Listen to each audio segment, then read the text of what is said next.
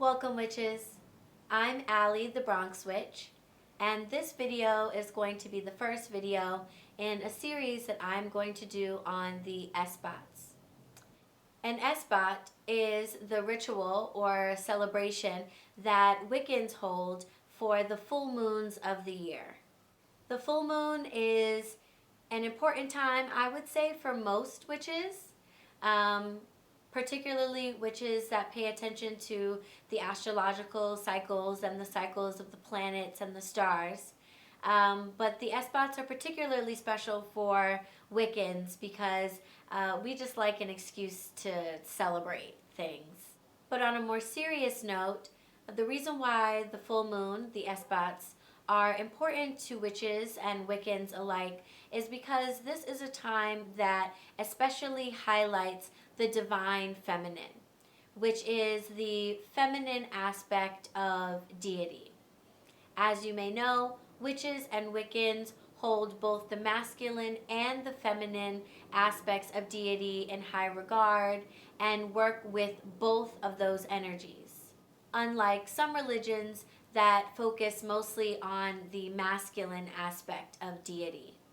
Astrologically speaking, the sun relates to masculine energy and to the god, and the moon relates to feminine energy and the goddess. So when the moon is full, this is a time to really celebrate your feminine aspects, whether you're a man or a woman, and to honor all of the feminine energies that exist in our universe. It's common for some witches and most Wiccans to perform a ritual referred to as drawing down the moon. And it's basically the act of invoking or channeling that feminine energy that the moon connects to into yourself so that you can vibrate on that energy in order to get things done. The Wiccan Rede, one of the major documents of the Wiccan religion, states that when the moon rides at her peak, then thy heart's desire seek. So it's common for Wiccans to not only celebrate and honor the feminine aspect of deity and of the energies of our earth, but to also do some type of spell working that involves manifestation, attraction, starting new things, or bringing things into one's life. So you don't have to do spell working at the full moon. You could just draw down the moon or honor feminine energy in some way. But if you are going to do spell working, then it's a great time for bringing things into your life, attraction work, etc. So for this information, we are going to have to go to my book. My book! Okay, so the full moon in October is referred to as the blood, the harvest, or the leaf falling moon. During this time, the moon is in Aries and the sun is in Libra. So we have both the elements of fire and air going on at this time. So workings related to those elements or correspondences that vibrate on those frequencies can be used when doing workings around this full moon. The moon will be perfectly full on October 13th, 2019 at 5:08 p.m. But the moon will also become void of course at 5:59 p.m. If you are following moon cycles fairly strictly, then it's important to know what it means when the moon is void of course. Right before the moon enters into a new sign, it will have an angular relationship with one more planet just before that transition happens. And the time between when the moon makes that relationship and when it fully enters into its new sign, it's said that the moon is void of course, and that spell working done during this time typically doesn't go right or come to fruition at all. So if you are going to cast any spells on the full moon, I recommend that you aim for performing your spell work somewhere around when the moon is becoming full, but before it goes void, of course. So here's some information about the blood moon that you might find interesting. Octum was the 8th month in the oldest Roman calendar.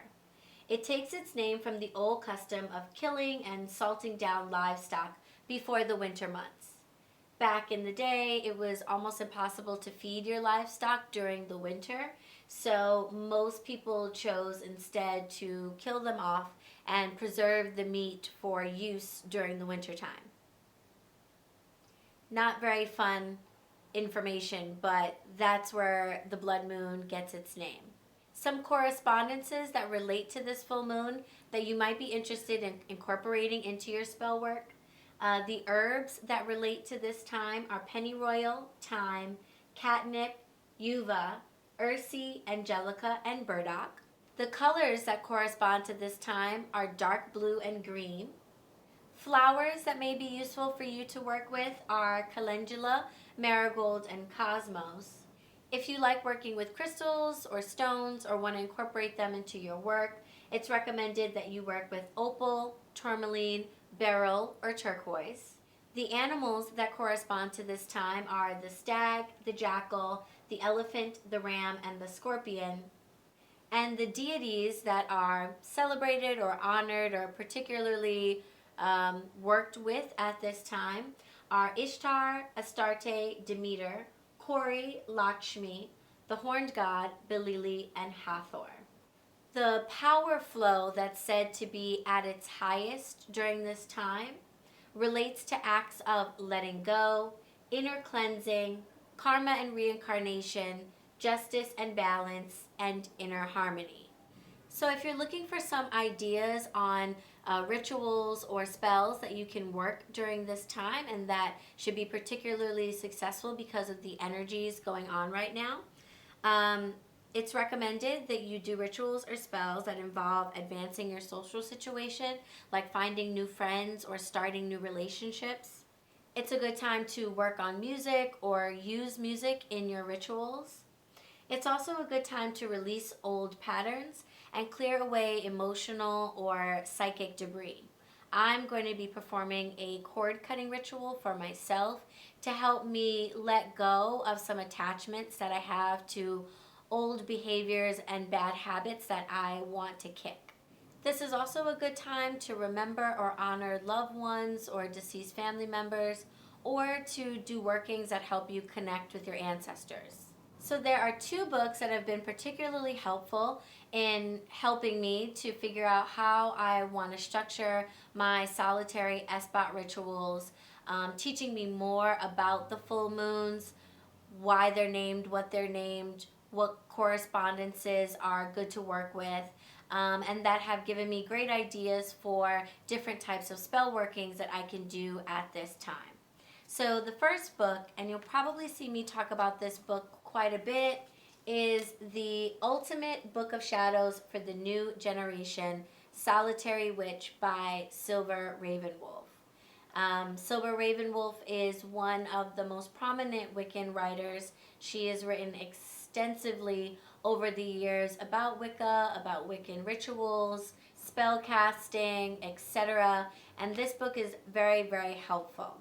I don't use it strictly. As you can see, I have my own Book of Shadows, but it's very helpful in giving you guidance on the ways in which other Wiccans are actually conducting their rituals, because Silver Ravenwolf is a high priestess of a coven, and like I said, she's been writing for years, since the very early days of Wicca. And so if you want to get an idea of how an esbat ritual in like a traditional Wiccan coven actually is done, like the order in which things are done, etc., then this is a very useful book.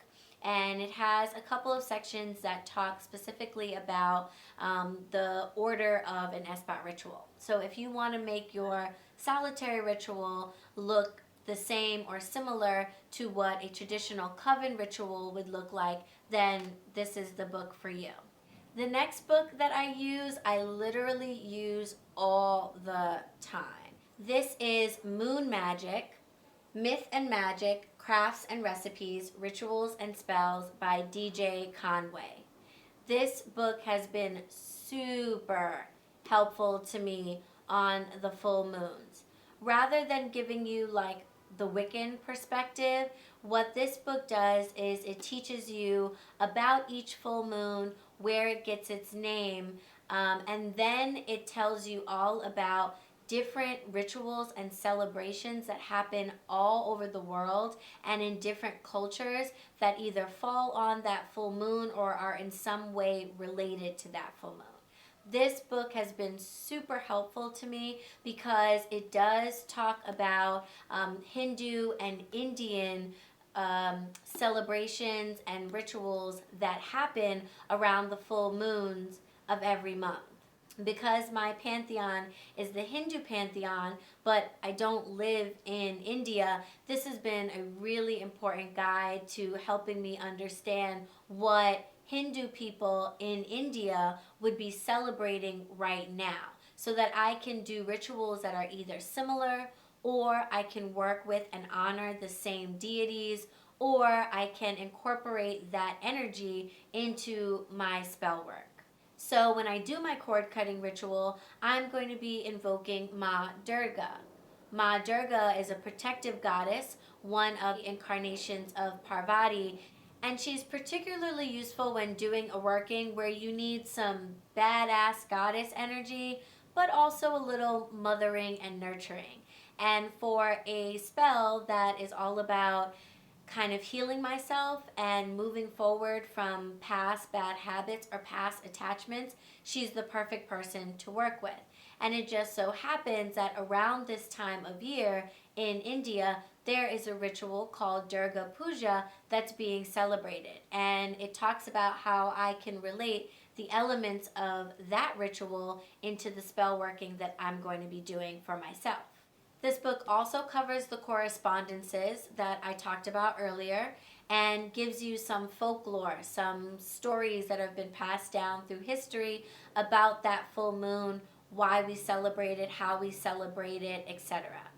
I love to cook and I love to craft, and each chapter includes recipes and crafting fun ideas for things that you can make to decorate your home or decorate your altar to honor the particular full moon that you're working on. So this book has really been perfect for me, and I highly recommend that you take a look at it. I think you'll find it really helpful for celebrating your Esbats as well. If you found this video helpful or you just liked it, make sure to click on the thumbs up. If you have any comments or questions, just leave them for me down below. And of course, subscribe. Click on the bell button so you're notified every time a new video comes out.